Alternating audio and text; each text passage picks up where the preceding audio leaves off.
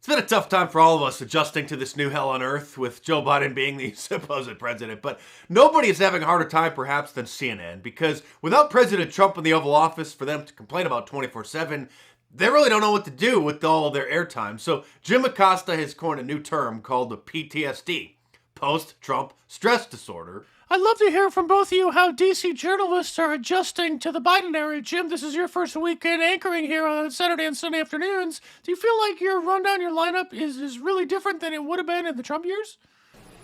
When you're asking me if I was run down, I thought you were referring to how I felt during the Trump era.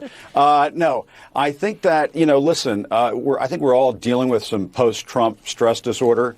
Other than that happy Easter, as he was saying in those statements a few days ago.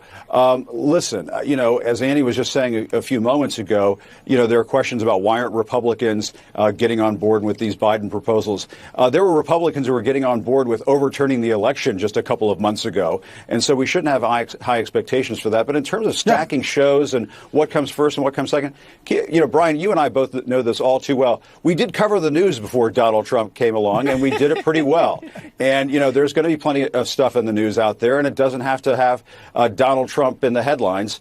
They really do miss him, perhaps even more than me. And you would think that they would be relieved now that things can get back to quote-unquote normal. But instead, they don't know what to do. They're having an identity crisis because they've spent the last 4 years gaslighting the American people 24/7, dividing everybody, lying nonstop, concocting countless conspiracy theories, none of which have come true. And so now they painted themselves into a corner and they don't know what to do. Charles Barkley, of all people, just made a very interesting point about this.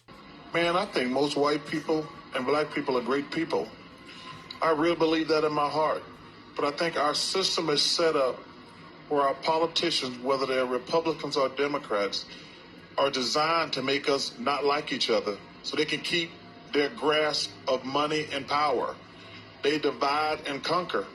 I truly believe in my heart most white people and black people are awesome people, but we're so stupid following our politicians, whether they're Republicans or Democrats. And their only job is, hey, let's make these people not like each other. We don't live in their neighborhoods. We all got money. Let's make the whites and blacks not like each other. Let's make rich people and poor people not like each other.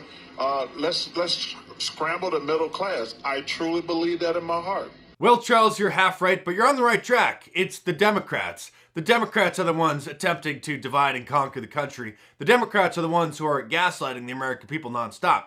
The liberals are the ones who control the fake news media, entertainment media, Hollywood, the academia, social media. It's the Democrats, Charles. Just say it. And for years, Republicans have been so cowardly that they were afraid to push back against the endless attacks of the Democrats out of concerns that they would be labeled a racist. But now it seems that Republicans have finally had enough and are actually beginning to push back. They're finally denouncing critical race theory and talking about cultural Marxism, things that we've been talking about and shouting from the rooftops for years. Warning, hey, these things are coming, they're coming, and now they're actually here. It's almost too late, so if you don't grow some balls soon, this country is gone. The greatest tool that we have at our disposal is mockery. We have to point at them and laugh and ridicule them. You can't engage these people with an argument. They don't understand logic. They're insane.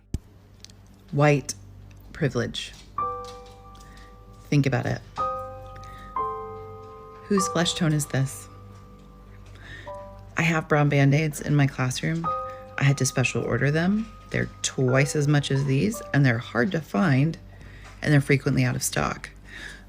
But when I hand a brown child a white Band-Aid, I am literally adding insult to injury, and I refuse to do that in my classroom. I'm sitting here hurt, and I think a lot of people are hurt tonight. Stop it. And it's always good to do a regular digital detox and turn off the news and get off of social media for a couple days or for a full week and let your mind refresh itself and let your body recharge. And so that's what I might do for the rest of this week, because all they're going to be talking about is fentanyl, Floyd. I'm tired of hearing about it, and I got a lot of other stuff that I need to get to that I've been putting off. And so if you don't see me posting any other videos, I've just had enough. Time to take a little break. I'm tired of this.